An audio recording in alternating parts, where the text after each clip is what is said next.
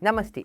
Мен доктор Анурадха Панда, Аполло ауруханасының Jubilee Hills лапароскопиялық және роботтық хирургі. Біз жатырды сақтап қалатын операциялар туралы сөйлесеміз. Жатырды сақтап қалатын операция деген не? Бұл жатырды алып тастамай жасалатын операция. Жатырды алып тастамай-ақ кейбір ауруларды емдеуге болады. Осыны жатырды сақтап қалатын операция деп атайды. Қазір кез келген ұсақ нәрсе үшін немесе жай ғана жатырды алып тастау, гистерэктомия жасау бұл енді дұрыс тәсіл емес. Жатырды сақтап қалу арқылы жасалатын көптеген әдістер бар. Сонда жатыр қалса, жамбас сүйегінің тірегі де, аналық бездерде сақталады. Гистерэктомия жасағанда менопаузада ертерек келуі мүмкін. Орта есеппен 5 жылға ерте басталуы ықтимал. Біз жатырды алып тастағанда бір жағындағы қан айналымы да үзіледі. Енді кейбір жағдайларды талқылайық. Мысалы, аномальды қан кету туралы.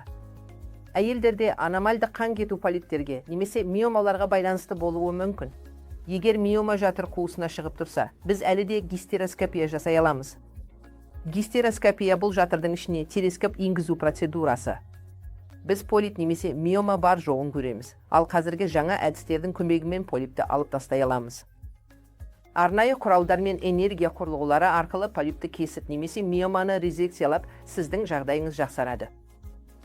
Егер іште ештеңе болмаса, тек гормоналды мәселе болса, онда біз лангиер, яғни левоноргестерелді жатыршілік құрылғыны қоя аламыз. Ол 5 жыл бойы гормонды бөледі. Және уақыт өте келе, жатырда құрылғы тұрғанда етек кіріңіз келмеуі мүмкін. Сол майрана немесе лангиер аденомиозға да көмектесе алады. Егер аденомиозыңыз аса үлкен емес, енді басталып келе жатса, немесе қатты мазаламаса, көбінесе жай ғана спиральда қан кетуді азайтып, ауырсынуды жеңілдете алады. Аденомиозды да осылайша емдеуге болады. Келесі миомаларға тоқталайық. Миома болған жағдайда әйел өзінің жатырын сақтап қалғысы келуі мүмкін. Сондықтан біз миомектомия деп аталатын ота жасаймыз. Бұл операция лапароскопиялық, роботтық, гистероскопиялық немесе ашық әдіспен жасалуы мүмкін, қайсысын таңдайтын дәрігер жатырдың көлеміне байланысты шешеді. Жатырды сақтап, тек миоманы алып тастауға болады. Сол сияқты, егер сізде пролапс болса, яғни бір нәрсе сыртқа шығып жатса, жатырды орнына келтіріп, жөндеу жасауға болады.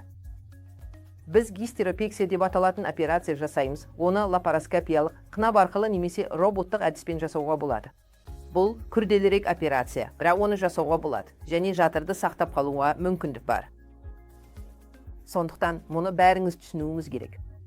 Және егер сізде эндометриозбен бірге аналық бездің кисті болса, оларды да лапароскопиялық немесе роботтық әдіспен емдеуге болады. Әрі жатырды да сақтап қалуға болады. Оған арнайы дәрі-дәрмек тағайындалады немесе ілмек қойылады.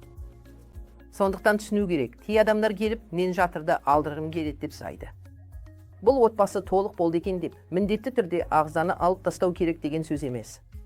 Сондықтан жатырды сақтап қалудың көптеген артықшылықтары бар. Бұл жыныстық функциядан бастап аналық бездің қызметіне дейін, сондай-ақ жамбас анатомиясының бүтіндігі бәрі де сақталады. Сондықтан менің ойымша тек қажеттілік болғанда ғана жатырды алып тастау керек.